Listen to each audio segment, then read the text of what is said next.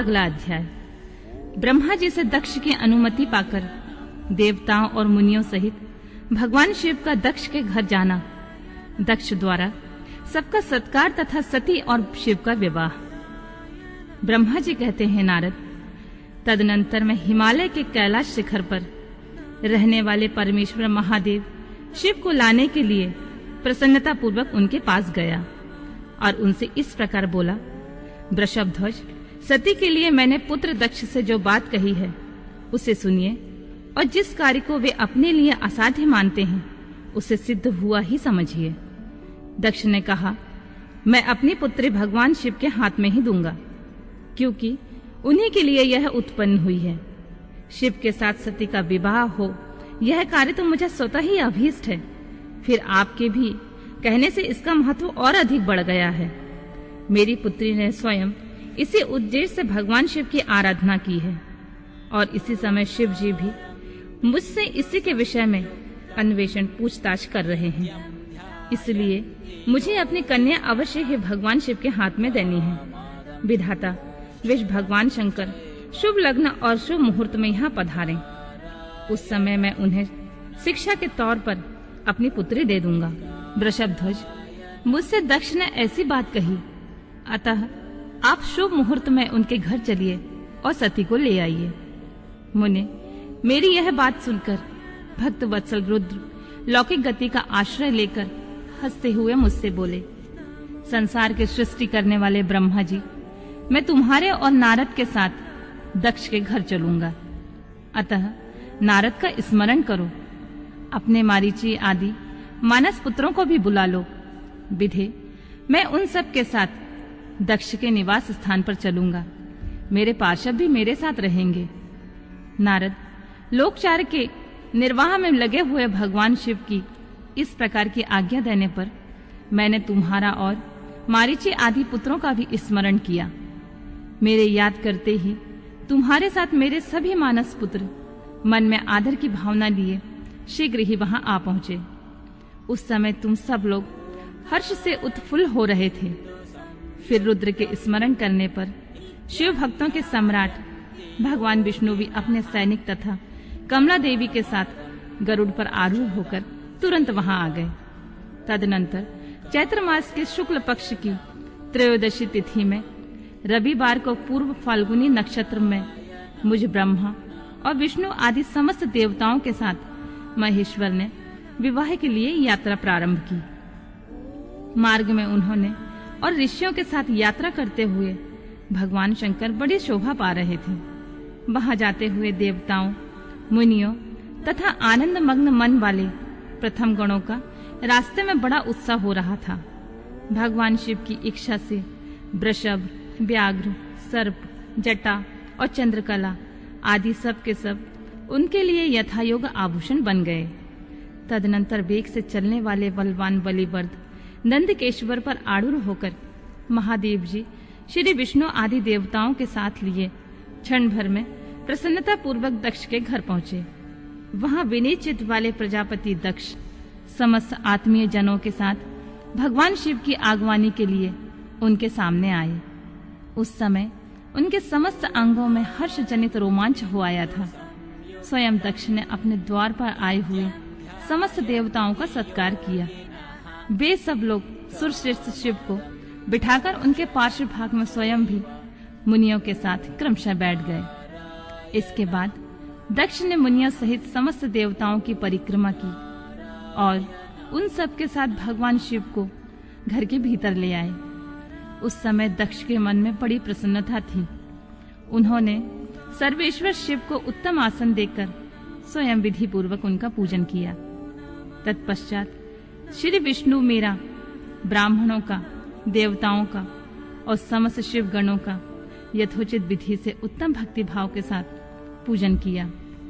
इस तरह पूजनीय पुरुषों तथा अन्य लोग सहित उन सब का यथोचित आदर सत्कार करने में दक्ष ने मानस पुत्र मारीची आदि मुनियों के साथ आवश्यक सलाह की। इसके बाद मेरे पुत्र दक्ष ने मुझ पिता से मेरे चरणों में प्रणाम करके प्रसन्नता पूर्वक कहा, प्रभु आप ही वैवाहिक कार्य कराएं। तब मैं हर्ष भरे हृदय से बहुत अच्छा कहकर उठा और सारा कार्य कराने लगा। तदनंतर ग्रहों के बल से युक्त शुभ लग्न और मुहूर्त में दक्ष ने हर्ष पूर्वक अपनी पुत्री सती का हाथ भगवान शंकर के हाथ में दे दिया।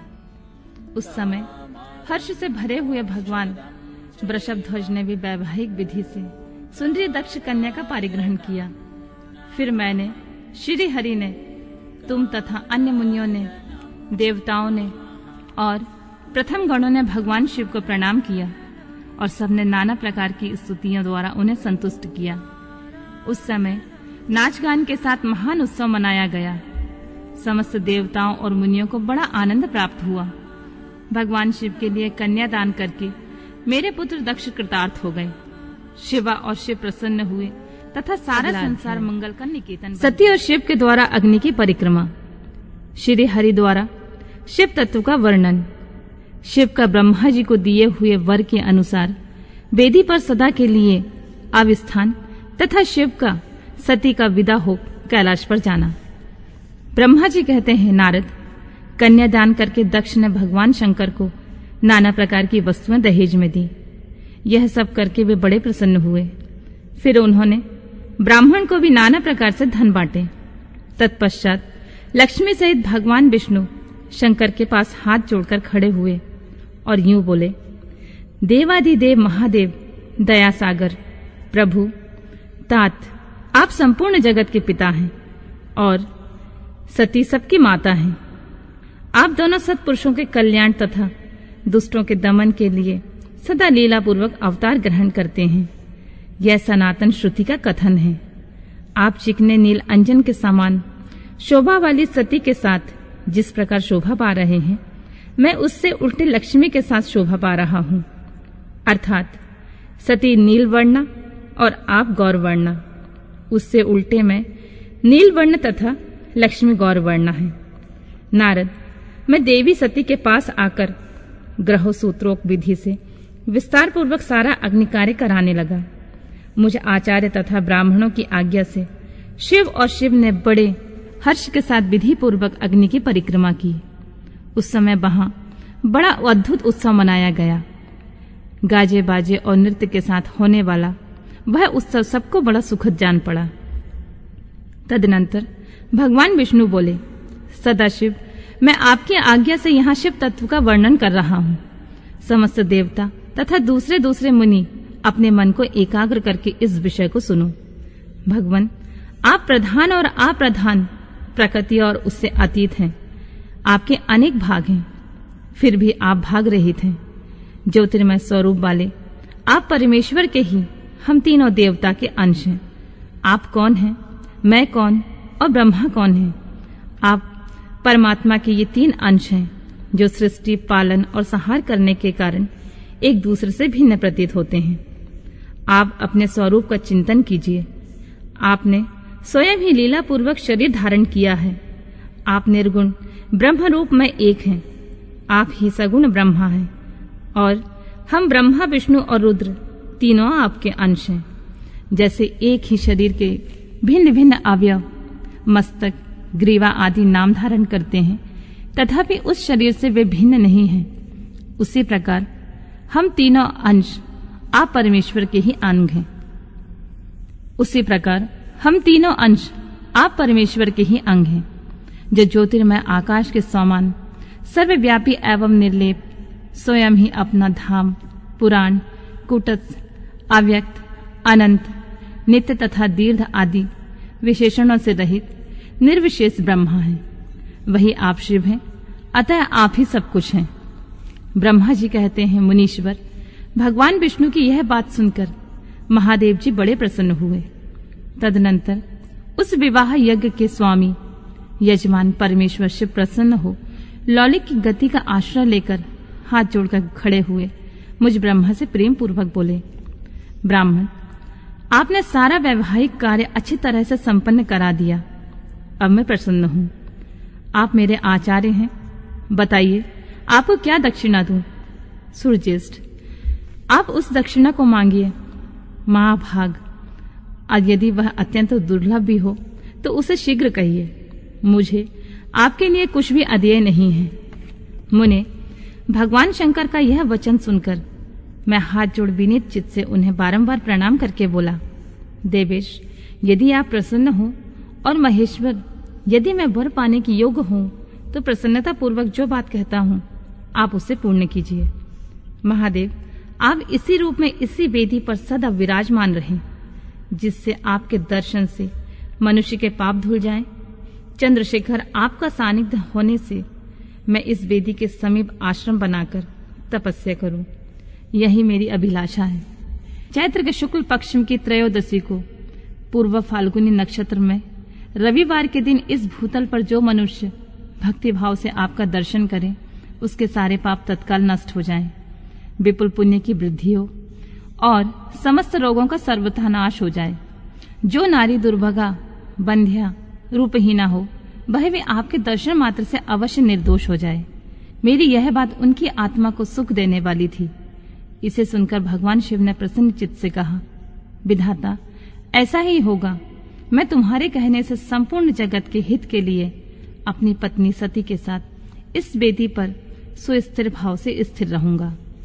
ऐसा कहकर पत्नी सहित भगवान शिव अपनी अंश रूपनी मूर्ति को प्रकट करके वेदी के मध्य भाग में विराजमान हो गए। तत्पश्चात स्वजनों पर स्नेह रखने वाले परमेश्वर शंकर दक्ष से विदा ले अपने पति सती के साथ कैलाश जाने के लिए उद्यत हुए। उस समय उत्तम बुद्धि वाले दक्ष ने विनय से मस्तक झुकाकर हाथ जोड़कर भगवान वृषभ ध्वज को प्रेम पूर्वक स्तुति की। उस समय उत्तम बुद्धि वाले दक्ष ने विनय पूर्वक मस्तक झुकाकर हाथ जोड़कर भगवान वृषभ ध्वज की प्रेम पूर्वक स्तुति की। फिर श्री विष्णु आदि समस्त देवताओं, मुनियों और शिव गणों ने नमस्कार पूर्वक नाना प्रकार की स्तुति करके बड़े आनंद से जय जयकार किया। तदनंतर दक्ष की आज्ञा से भगवान शिव ने प्रसन्नता पूर्वक सती को वृषभ की पीठ पर बिठाया और स्वयं भी उस पर आरूढ़ होकर वे प्रभु हिमालय पर्वत की ओर चले। भगवान शंकर के समीप वृषभ पर बैठी हुई सुंदर दांत और मनोहर हास वाली सती अपने नीलश्याम वर्ण के कारण चंद्रमा में नीली रेखा के समान शोभा पा रही थी। उस समय उन नव दंपति की शोभा देख विष्णु आदि समस्त देवता, मारीची आदि महर्षि तथा दूसरे लोग ठगे से रह गए, हिलडुल भी ना सके तथा दक्ष भी मोहित हो गए। तत्पश्चात कोई बाजे बजाने लगे और कोई लोग मधुर स्वर से गीत गाने लगे। कितने ही लोग प्रसन्नता पूर्वक शिव के कल्याण में उज्जवल यश का गान करते हुए उनके पीछे पीछे चले। भगवान शंकर ने बीच रास्ते में दक्ष को प्रसन्नता पूर्वक लौटा दिया और स्वयं प्रेमाकुल होकर प्रथम गणों के साथ अपने धाम को जा पहुंचे। यद्यपि भगवान शिव ने विष्णु आदि देवताओं को भी विदा कर दिया था, तो वे भी बड़ी प्रसन्नता और भक्ति के साथ पुनः उनके साथ हो लिए। उन सब देवताओं, प्रथम गणों तथा अपनी स्त्री सती के साथ हर्षभरे शंभु हिमालय पर्वत से सुशोभित अपने कैलाश धाम में जा पहुंचे। वहां जाकर उन्होंने देवताओं, मुनियों तथा दूसरे लोगों का बहुत आदर सम्मान करके उन्हें प्रसन्नता पूर्वक विदा किया। शंभु की आज्ञा ले वे विष्णु आदि सब देवता तथा मुनि नमस्कार और उनकी स्तुति करके मुख पर प्रसन्नता की छाप लिए अपने अपने धाम को चले गए। सदाशिव का चिंतन करने वाले भगवान शिव भी अत्यंत आनंदित हो हिमालय के शिखर पर्वत पर रहकर अपनी पत्नी दक्ष कन्या सती के साथ विहार करने लगे। सूत जी कहते हैं, मुनियों, पूर्व काल में स्वयंभू मनवंतर में भगवान शंकर और सती का जिस प्रकार विवाह हुआ वह सारा प्रसंग मैंने तुमसे कह दिया। जो विवाह काल में यज्ञ में अथवा किसी शुभ कार्य में आरंभ में भगवान शंकर की पूजा करता है और कथा सुनता है, उसका सारा कर्म तथा वैवाहिक आयोजन बिना किसी विघ्न बाधा के पूर्ण होता है और दूसरे शुभ कार्य भी सदा निर्विघ्न पूर्ण होते हैं। इस शुभ उपाख्यान को प्रेम पूर्वक सुनकर विवाहित होने वाली कन्या भी सुख, सौभाग्य, सुशीलता और सदाचार आदि सद्गुणों से संपन्न साध्वी स्त्री तथा पुत्रवती। सती का प्रश्न तथा उसके उत्तर में भगवान शिव द्वारा ज्ञान एवं नवधा भक्ति के स्वरूप का विवेचन।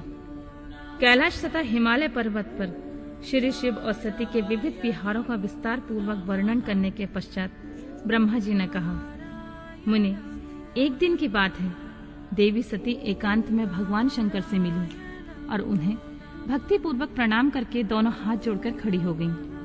प्रभु शंकर को पूर्ण प्रसन्न जान नमस्कार करके विनीत भाव से खड़ी हुई दक्ष कुमारी सती भक्ति भाव से अंजलि बांधे बोली, देवादेव महादेव करुणा सागर प्रभु, दीनों द्वार पारायण महायोगिन, मुझ पर कृपा कीजिए। आप परम पुरुष हैं, सबके स्वामी हैं, रजोगुण सत्वगुण तथा तमोगुण से परे हैं, निर्गुण भी हैं सगुण भी हैं। आप साक्षी निर्विकार और महाप्रभु हैं। हर मैं धन्य हूँ जो आपकी कामिनी और आपके साथ सुंदर विहार करने वाली आपकी प्रिया हुई। स्वामी, आप अपने भक्त वत्सल से ही प्रेरित होकर मेरे पति हुए हैं नाथ। मैंने बहुत वर्षों तक आपके साथ विहार किया है महेशान, इससे मैं बहुत संतुष्ट हुई हूँ और अब मेरा मन उधर से हट गया है देवेश्वर हर। अब तो मैं उन परम तत्व का ज्ञान प्राप्त करना चाहती हूँ जो निरतिशय सुख प्रदान करने वाला है तथा जिसके द्वारा जीव संसार दुख में अनायासी उद्धार पा सके नाथ। जिस कर्म के अनुष्ठान करके विषय जीव भी परम पद को प्राप्त कर ले और संसार बंधन में ना बंधे, उसे आप बताइए, मुझ पर कृपा कीजिए। ब्रह्मा जी कहते हैं, मुने, इस प्रकार आदि शक्ति महेश्वरी सती ने केवल जीवों के उद्धार के लिए अब उत्तम भक्ति भाव के साथ भगवान शंकर से प्रश्न किया। तब उनके उस प्रश्न को सुनकर स्वेच्छा से शरीर धारण करने वाले भगवान तथा योग के द्वारा भूख से विरक्त चित्त वाले स्वामी शिव ने अत्यंत प्रसन्न होकर सती से इस प्रकार कहा, देवी दक्ष नंदिनी महेश्वरी, सुनो, मैं उसी परम तत्व का वर्णन करता हूँ जिससे वासनाबद्ध जीव तत्काल मुक्त हो सकता है। परमेश्वरी, तुम विज्ञान के परातत्व को जानो।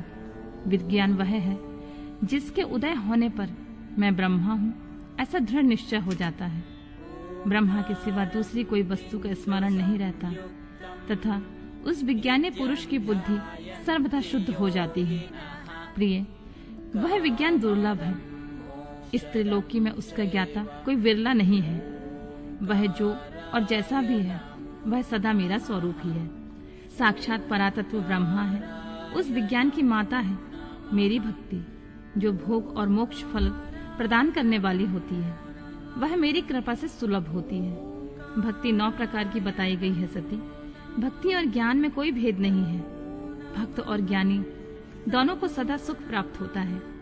जो भक्ति का विरोधी है उसे ज्ञान की प्राप्ति नहीं होती है। देवी, मैं सदा भक्ति के अधीन रहता हूँ और भक्ति के प्रभाव से जातिहीन नीच मनुष्यों के घरों में भी चला जाता हूँ, इसमें कोई संशय नहीं है। सती, वह भी भक्ति 2 प्रकार की होती है, सगुणा और निर्गुणा। जो वैधि शास्त्रीय विधि से प्रेरित और स्वाभाविकीय हृदय से सहज अनुराग से प्रेरित भक्ति होती है वह श्रेष्ठ है तथा इससे भिन्न जो कामना मूलक भक्ति होती है वह निम्न कोटि मानी गई है। पूर्वोक्त सगुणा और निर्गुणा ये दोनों प्रकार की भक्तियां नैष्ठिकी और अनैष्ठिकी के भेद से 2 भेद वाली हो जाती हैं। नैष्ठिकी भक्ति 6 प्रकार की जाननी चाहिए और अनैष्ठिकी 1 ही प्रकार की कही गई है। विद्वान पुरुष विहिता और अविहिता आदि भेद से उसे अनेक प्रकार की मानते हैं। इन विविध भक्तियों के बहुत से भेद प्रभेद होने के कारण इनके तत्व का अन्यत्र वर्णन किया गया है। प्रिय, मुनियों ने सगुणा और निर्गुणा दोनों भक्तियों के 9 अंग बनाए हैं।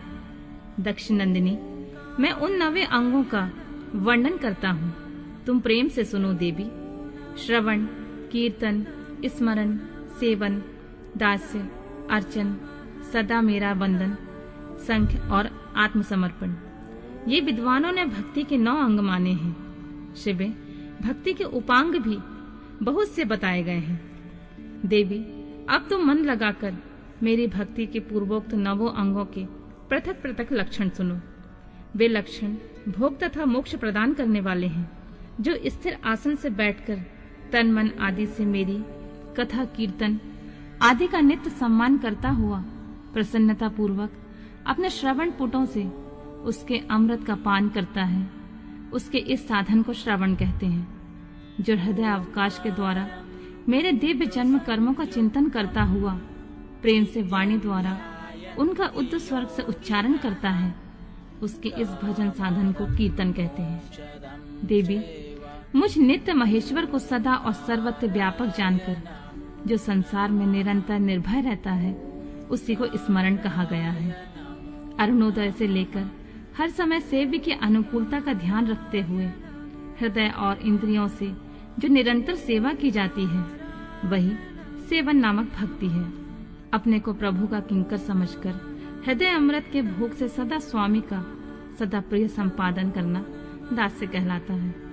अपने धन वैभव के अनुसार शास्त्रीय विधि से मुझ परमात्मा को सदा पाद्य आदि 16 उपचारों से जो समर्पण करना है, उसे अर्चन कहते हैं। मन से ध्यान और वाणी से वंदनात्मक मंत्रों का उच्चारण पूर्वक 8 अंगों से भूतल का स्पर्श करते हुए जो इष्ट देव को नमस्कार किया जाता है, उसे वंदन कहते हैं।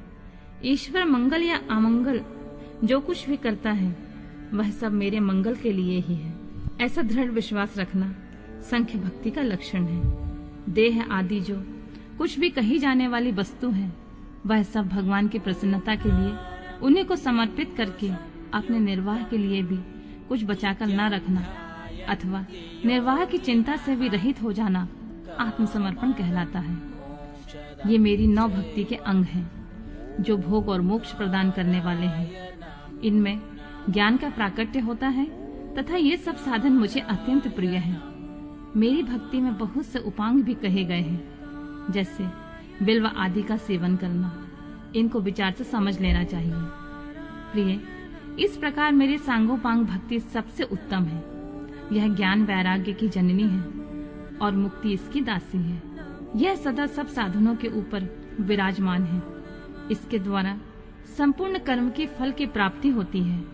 यह भक्ति मुझे सदा तुम्हारे समान ही प्रिय है।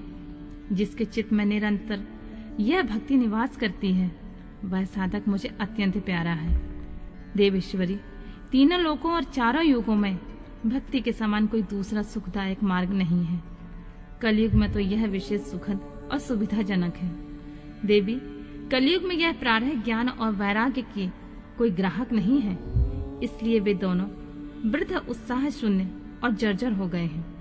परंतु भक्ति कलयुग में तथा अन्य सब युगों में भी प्रत्यक्ष फल देने वाली होती है। भक्ति के प्रभाव से मैं सदा उनके वश में रहता हूँ, इसमें संशय नहीं है। संसार में जो भक्तिमान पुरुष है, उसकी मैं सदा सहायता करता हूँ, उसके सारे विघ्नों को दूर हटाता हूँ। उस भक्त का जो शत्रु होता है, वह मेरे लिए दंडनीय है, इसमें कोई संशय नहीं है। देवी, मैं अपने भक्तों का रक्षक हूँ। भक्त की रक्षा के लिए ही मैंने कुपित हो जाने अपने नेत्र जनित अग्नि से काल को भी दग्ध कर डाला है। प्रिय, भक्त के लिए मैं पूर्व काल में सूर्य पर भी अत्यंत क्रुद्ध हो उठा था और शूल लेकर मैंने उन्हें मार भगाया था। देवी, भक्त के लिए मैंने सैन्य सहित रावण को भी क्रोध पूर्वक त्याग दिया और उसके प्रति कोई पक्षपात नहीं किया। सती देवेश्वरी, बहुत कहने से क्या लाभ। मैं सदा ही भक्त के अधीन रहता हूँ और भक्ति करने वाले पुरुष के अत्यंत वश में हो जाता हूँ। ब्रह्मा जी कहते हैं, नारद, इस प्रकार भक्त का महत्व सुनकर दक्ष कन्या सती को बड़ा हर्ष हुआ। उन्होंने अत्यंत प्रसन्नता पूर्वक भगवान शिव को मन ही मन प्रणाम किया। मुनि, सती देवी ने पुनः भक्ति काल विषयक शास्त्र के विषय में भक्ति पूर्वक पूछा। उन्होंने जिज्ञासा की कि जिस लोक में सुखदायक और जीवों के उद्धार के साधनों का प्रतिपादक है, वह शास्त्र कौन सा है। उन्होंने यंत्र मंत्र शास्त्र, उसके महात्म तथा जीव उद्धारदायक धर्ममय साधनों के विषय में विशेष रूप से जानने की इच्छा प्रकट की। सती के इस प्रश्न को सुनकर भगवान शंकर के मन में बड़ी प्रसन्नता हुई।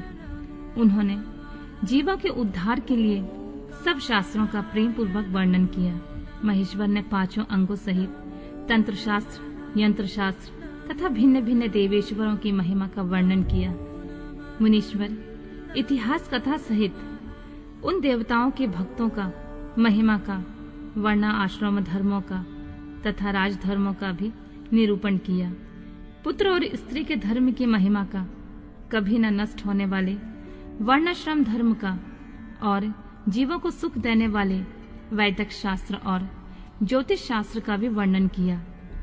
महेश्वर ने कृपा करके उत्तम सामुद्रिक शास्त्र का तथा बहुत से शास्त्रों का स्वतः वर्णन किया। इस प्रकार लोकोपचार करने के लिए सद्गुण संपन्न शरीर धारण करने वाले त्रिलोक सुखदायक और सर्वज्ञ सत्य शिव हिमालय के कैलाश शिखर पर तथा अन्य स्थानों पर नाना प्रकार की लीलाएं करते थे। वे दोनों दंपति साक्षात परब्रह्म दंडकारण्य में शिव को श्री राम के प्रति मस्तक झुकाते देख सती का मोह तथा शिव की आज्ञा से उनके द्वारा श्री राम की परीक्षा। नारद जी बोले, ब्राह्मण विधे प्रजानाथ महाप्राज्ञ दयानिधि, आपने भगवान शंकर तथा देवी सती के मंगलकारी सूर्ययश का श्रवण कराया है। अब इस समय पुनः प्रेम पूर्वक उनके उत्तम यश का वर्णन कीजिए। उन शिव दंपति ने वहां रहकर कौन सा चरित्र किया था? ब्रह्मा जी ने कहा, मुने, तुम मुझसे सती और शिव के चरित्र का प्रेम से श्रवण करो। वे दोनों दंपति वहां लौकिक गति का आश्रय ले नित्य निरंतर क्रीड़ा किया करते थे। तदनंतर महादेवी सती को अपने पति शंकर का वियोग प्राप्त हुआ। ऐसा कुछ श्रेष्ठ बुद्धि वाले विद्वानों का कथन है। परंतु मुने, वास्तव में उन दोनों का परस्पर वियोग कैसे हो सकता है? क्योंकि वे दोनों वाणी और अर्थ के समान एक दूसरे से सदा मिले जुले हैं, शक्ति और शक्तिमान हैं तथा चित स्वरूप हैं। फिर उनकी लीला विषयक रुचि होने के कारण यह सब कुछ संगठित हो रहा है। सती और शिव यद्यपि ईश्वर हैं, तो भी लौकिक रीति का अनुसरण करके वे जो जो लीला करते हैं, ये सब संभव है। दक्ष कन्या सती ने जब देखा कि मेरे पति ने मुझे त्याग दिया है, वे अपने पिता दक्ष के यज्ञ में गईं और भगवान शंकर का अनादर देख उन्होंने अपने शरीर को त्याग दिया। वे ही सती पुनः हिमालय के घर पार्वती के नाम से प्रकट हुई और भारी तपस्या करके उन्होंने विवाह के द्वारा पुनः भगवान शिव को प्राप्त कर लिया। सूत जी कहते हैं, महर्षियों, ब्रह्मा जी की यह बात सुनकर नारद ने विधाता से शिवा और शिव के महान यश के विषय में इस प्रकार पूछा। महाभाग विष्णु शिष्य, विधाता, आप मुझे शिवा और शिव के भाव तथा आचार से संबंध रखने वाले उनके चरित्र को विस्तार पूर्वक सुनाइए। तात, भगवान शंकर ने अपने प्राणों से भी प्यारी धर्म पत्नी सती का किस लिए त्याग किया? यह घटना तो मुझे बड़ी विचित्र जान पड़ती है। अतः इसे आप अवश्य कहें। आज आपके पुत्र दक्ष के यज्ञ में भगवान शिव का अनादर कैसे हुआ और वहां पिता के यज्ञ में जाकर सती ने अपने शरीर को किस प्रकार त्याग किया और वहां पिता के यज्ञ में जाकर सती ने अपने शरीर का त्याग किस प्रकार किया? उसके बाद फिर वहां क्या हुआ? भगवान महेश्वर ने क्या किया? ये सब बातें मुझसे कहिए। इन्हें सुनने के लिए मेरे मन में बड़ी श्रद्धा है। ब्रह्मा जी ने कहा, मेरे पुत्रों में श्रेष्ठ महाप्राज्ञ तात नारद, तुम महर्षियों के साथ बड़े प्रेम से भगवान चंद्रमौली का यह चरित्र सुनो। श्री विष्णु आदि देवताओं से सेवित पर ब्रह्मा महेश्वर को नमस्कार करके मैं उनके महान अद्भुत चरित्र का वर्णन आरंभ करता हूँ। मुने, यह सब भगवान शिव की लीला ही है। वे प्रभु अनेक प्रकार की लीला करने वाले स्वतंत्र और निर्विकार हैं। देवी सती भी वैसी ही हैं। अन्यथा वैसा कर्म करने में कौन समर्थ हो सकता है? परमेश्वर शिव ही परब्रह्म परमात्मा है। एक समय की बात है, तीनों लोक में विचरने वाले लीला विशारद भगवान रुद्र सती के साथ बैल पर आरूढ़ होकर इस भूतल पर भ्रमण कर रहे थे। घूमते घूमते वे दंडकारण्य में आए। वहां उन्होंने लक्ष्मण सहित भगवान श्री राम को देखा, जो रावण द्वारा छल पूर्वक हरी गई अपनी प्यारी पत्नी सीता की खोज कर रहे थे। हाँ सीते, ऐसा उच्च स्वर से पुकारते हुए जहां तहां देखते हुए बारंबार रोते थे। उनके मन में विरह का आवेश छा गया था। सूर्यवंश में उत्पन्न वीर भूपाल दशरथ नंदन भरताग्रज श्री राम आनंद रहित हो लक्ष्मण के साथ वन में भ्रमण कर रहे थे और उनकी कांति फीकी पड़ गई थी। उस समय उदार चेता पूर्ण काम भगवान शंकर ने बड़ी प्रसन्नता के साथ उन्हें प्रणाम किया और जय जयकार करके वे दूसरी ओर चल दिए। भक्त वत्सल शंकर ने उस वन में श्री राम के सामने अपने को प्रकट नहीं किया। भगवान शिव की मोह में डालने वाली ऐसी लीला देख सती को बड़ा विस्मय हुआ। वे उनकी माया से मोहित होकर उनसे इस प्रकार बोली, देवाधिदेव सर्वेश, पर ब्रह्मा परमेश्वर, ब्रह्मा विष्णु आदि सब देवता आपके ही सदा सेवा करते हैं। आप ही सबके द्वारा प्रणाम करने योग्य हैं। सबको आपका ही सर्वथा सेवन और ध्यान करना चाहिए। वेदांत शास्त्र के द्वारा यत्न पूर्वक जानने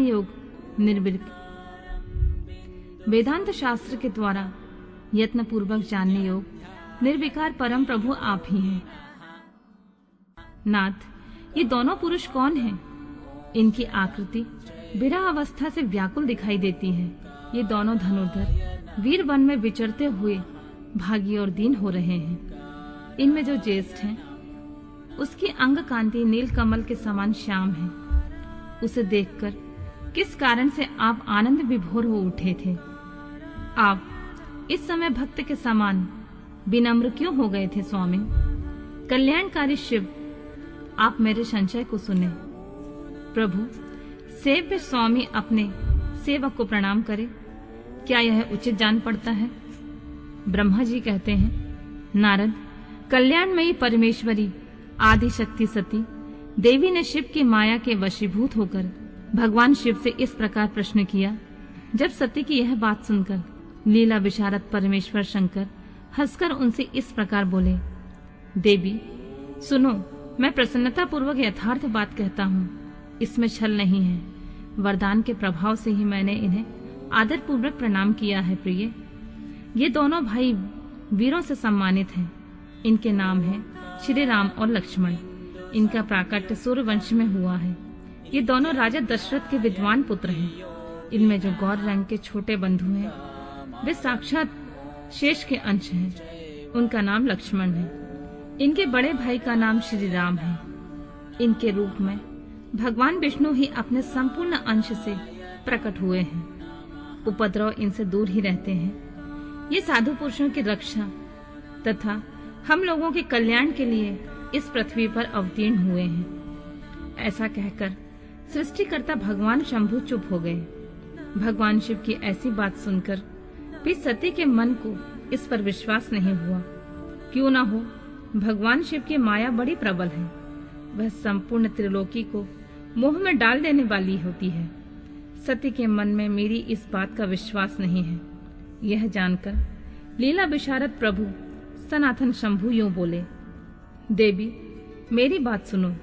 यदि तुम्हारे मन में मेरे कथन पर विश्वास नहीं है तो तुम वहां जाकर अपनी ही बुद्धि से श्री राम की परीक्षा कर लो। प्यारी सती, जिस प्रकार तुम्हारा मोह या भ्रम नष्ट हो जाए वह करो। तुम वहां जाकर परीक्षा करो, तब तक मैं बरगद के नीचे खड़ा हूँ। ब्रह्मा जी कहते हैं, नारद, भगवान शिव की आज्ञा से ईश्वरी सती वहां गई और मन ही मन सोचने लगी कि मैं वनचारी राम की परीक्षा कैसे करूं। अच्छा, अब मैं सीता का रूप धारण करके राम के पास चलूं। यदि राम साक्षात विष्णु हैं, तब तो सब कुछ जान लेंगे, अन्यथा वे मुझे नहीं पहचानेंगे। ऐसा विचार सती ने सीता बनकर श्री राम के समीप उनकी परीक्षा लेने के लिए गई। वास्तव में वे मोह में पड़ गई थीं। सती को सीता के रूप में सामने आई देख शिव शिव का जाप करते हुए रघुकुल नंदन श्री राम सब कुछ जान गए और हंसते हुए उन्हें नमस्कार करके बोले, सती जी, आपको नमस्कार है। आप प्रेम पूर्वक बताएं, भगवान शंभु कहाँ हैं? आप पति के बिना अकेली ही इस वन में क्यों आई हैं? देवी, आपने अपना रूप त्याग कर किस लिए यह नूतन रूप धारण किया है? मुझ पर कृपा करके इसका कारण बताइए।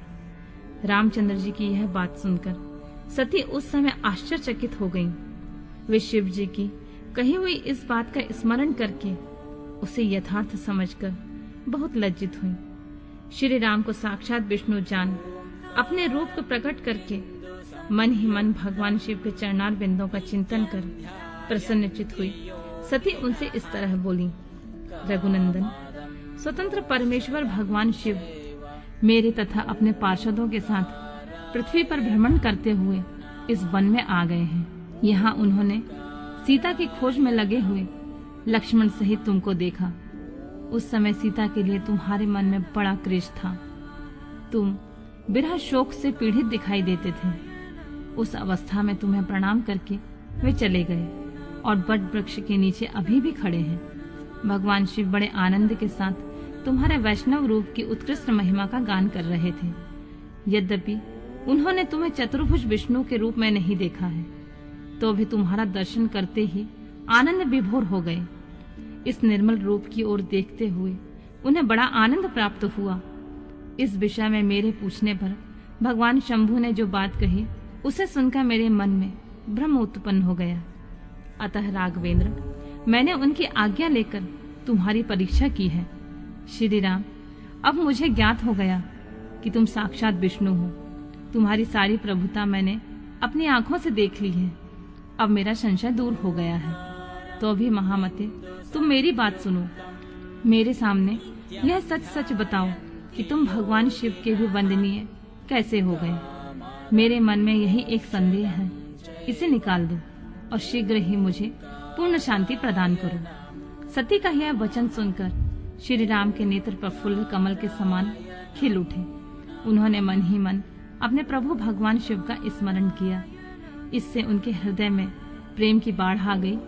मुने, आज्ञा न होने के कारण वे सती के साथ भगवान शिव के निकट नहीं गए तथा मन ही मन उनकी महिमा का वर्णन करके श्री रघुनाथ जी ने सती से कहना, श्री शिव के द्वारा गोलोक धाम में श्री विष्णु का गोपेश के पद पर अभिषेक तथा उनके प्रति प्रणाम का प्रसंग सुनाकर श्री राम का सती के मन का संदेह दूर करना, सती का शिव के द्वारा मानसिक त्याग।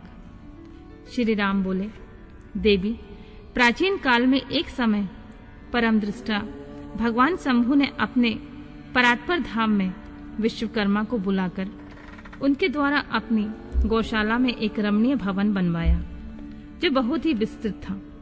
उसमें एक श्रेष्ठ सिंहासन का भी निर्माण कराया। उस सिंहासन पर भगवान शंकर ने विश्वकर्मा द्वारा एक छत्र बनवाया जो बहुत ही दिव्य, सदा के लिए अद्भुत एवं परम उत्तम था। तत्पश्चात उन्होंने सब ओर से इंद्र आदि देवगणों, सिद्धों, गंधर्वों, नागादिकों तथा संपूर्ण उपदेवों को शीघ्र वहां बुलवाया। समस्त वेदों और आगमों को, पुत्रों सहित ब्रह्मा जी को, मुनियों को, अप्सराओं तथा समस्त देवियों को जो नाना प्रकार की वस्तुओं से संपन्न थी, आमंत्रित किया। इनके सिवा देवताओं, ऋषियों, सिद्धों और नागों की 16-16 कन्याओं को भी बुलवाया जिनके हाथों में मांगलिक वस्तुएं थीं। मुने वीणा, मृदंग आदि नाना प्रकार के वाद्यों को बजवाकर सुंदर गीतों द्वारा महान उत्सव रचाया। संपूर्ण औषधियों के साथ राज्याभिषेक के योग्य द्रव्य एकत्रित किए।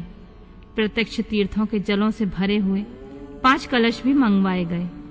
इनके सिवा और भी बहुत सी दिव्य सामग्रियों को भगवान शंकर ने अपने पार्षदों द्वारा मंगवाया और वहां उच्च स्वर में वेद मंत्रों का घोष करवाया। देवी, भगवान विष्णु की पूर्ण भक्ति से महेश्वर देव सदा प्रसन्न रहते थे।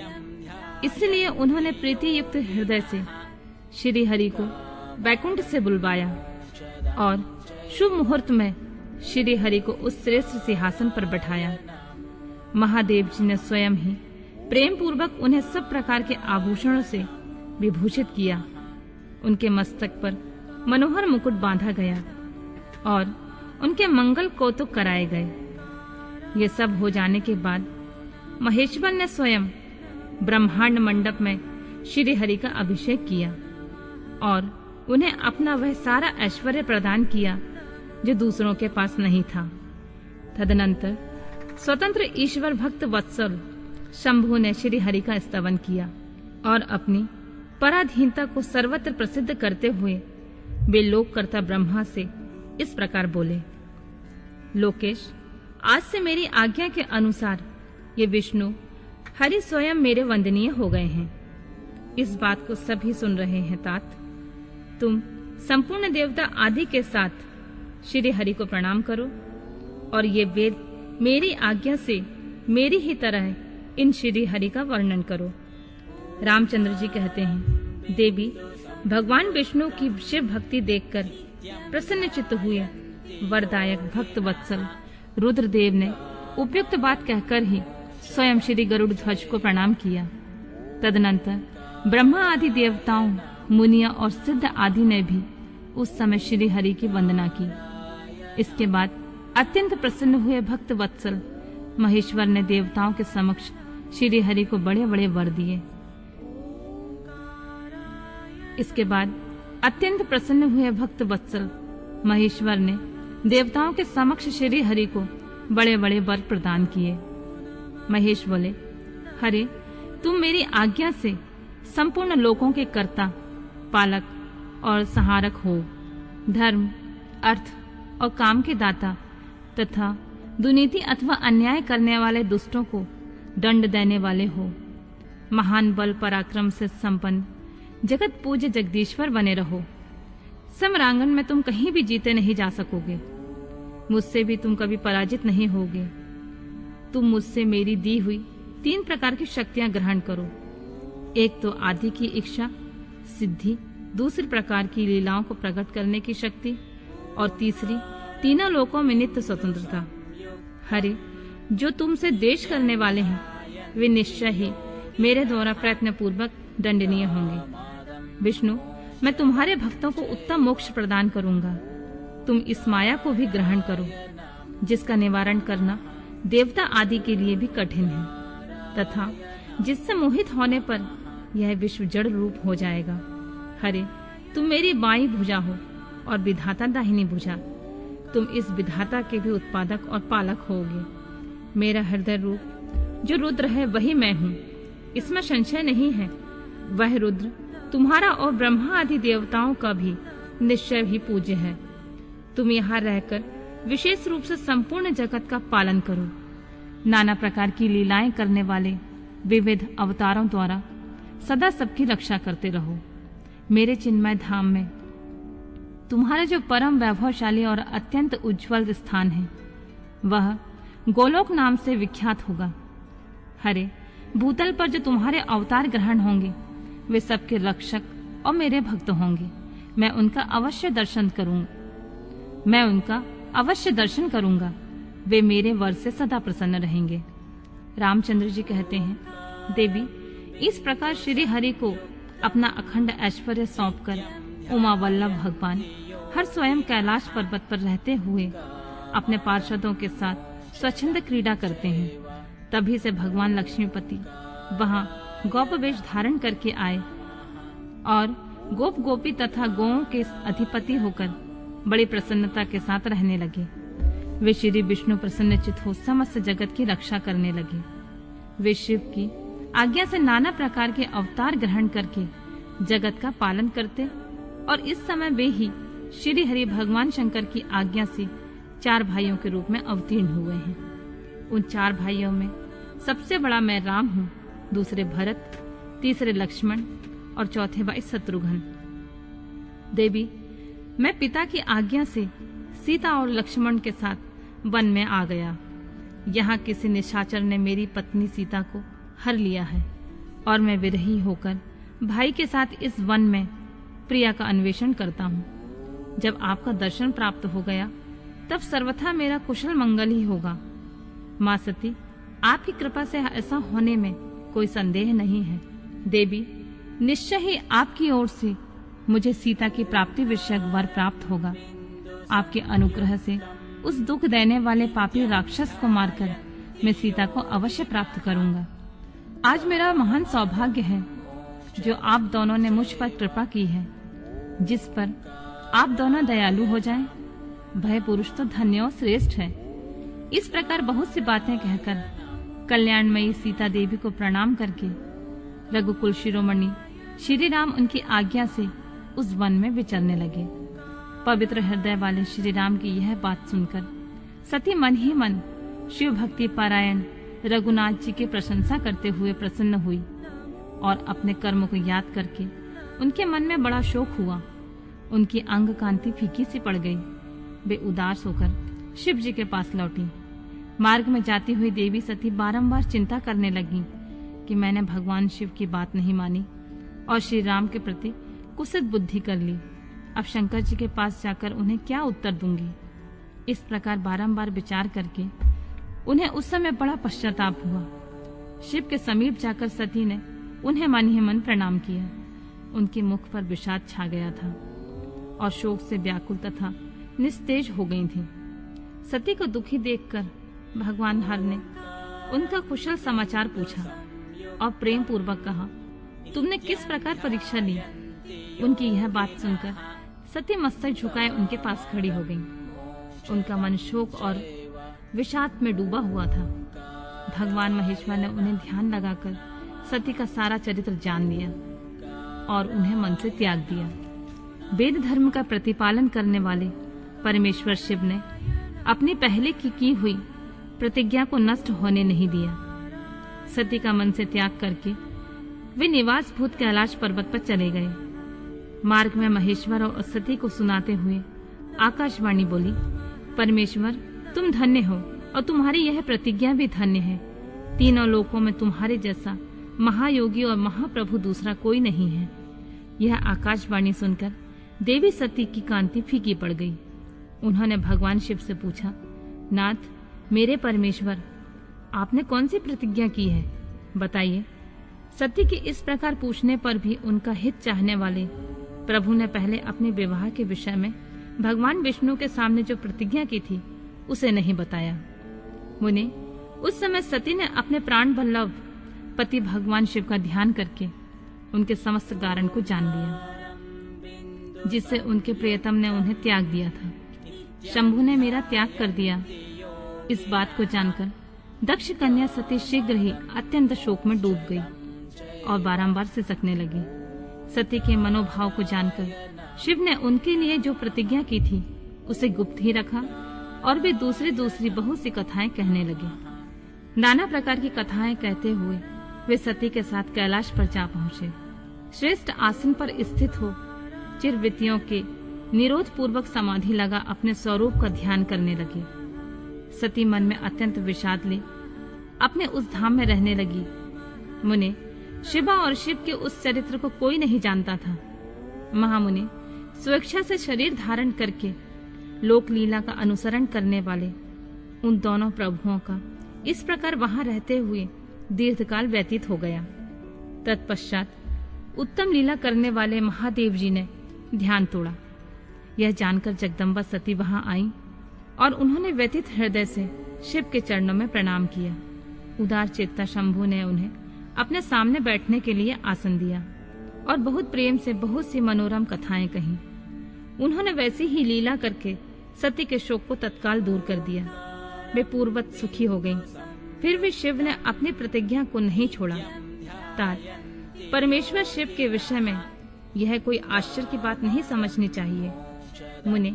मुनि लोग शिवा और शिव की ऐसी ही कथा कहते हैं। कुछ मनुष्य उन दोनों में वियोग मानते हैं, परंतु उनमें वियोग कैसे संभव है। शिवा और शिव के चरित्र को वास्तविक रूप से कौन जानता है। वे दोनों सदा अपनी इच्छा से खेलते और भांति भांति लीलाएं करते हैं। सती और शिव वाणी और अर्थ की भांति एक दूसरे से नित्य संयुक्त हैं। उन दोनों का वियोग होना असंभव है। उनकी इच्छा से ही उनमें लीला वियोग हो सकता है।